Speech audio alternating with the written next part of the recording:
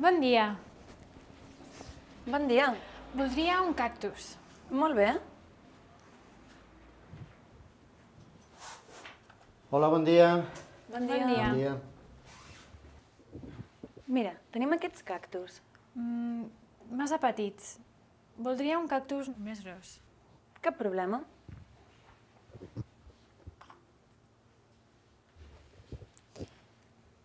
No sé.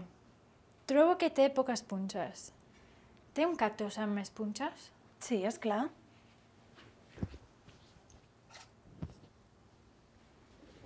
Més punxes.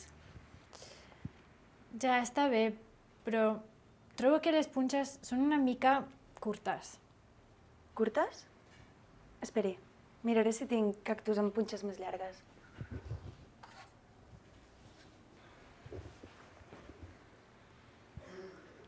Sí, suposo que aquest anirà bé. S'ha de regar gaire? No, cada 2 o 3 setmanes. Ah, està bé. I quan val? Uns 10 euros. Bé, doncs no sé. M'ho he de pensar. En tot cas, ja tornaria. Adéu i gràcies. De res, adeu. S'ha de ser per a punyetes. Ja em diràs si ve d'aquí, si un té més o menys punxes que un altre. Són ganes de marejar la perdiu, eh? Ja ho pot ben dir. S'ha de tenir paciència. Si jo li expliqués, en què puc ajudar-lo? Voldria un ram. Com el voldria? No sé, penso que no tenen gaire flors. M'agradaria un ram amb força flors. Sí, i tant. Què li sembla, aquest? Trobo que hi ha massa flors grogues. M'agradaria un ram amb més flors blaves.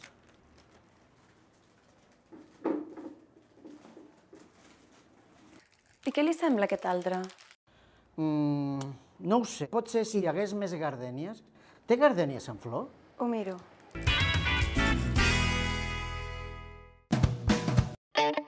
Una de les tradicions més arrelades de Barcelona és la venda de flors a la Rambla.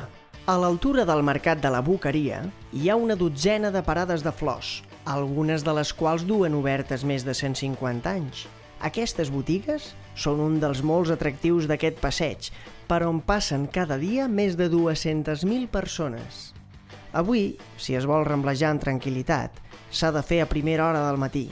Per contra, si es prefereix visitar la Rambla en el moment de màxima ocupació, cal esperar el 23 d'abril, dia de Sant Jordi, patró de Catalunya, i festa del llibre i la rosa.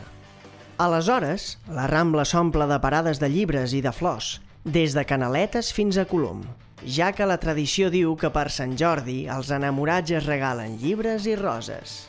I deu haver molts enamorats a Catalunya, perquè les llibreries facturen en una sola jornada el 10% de les seves vendes anuals i es venen més de 6 milions de roses.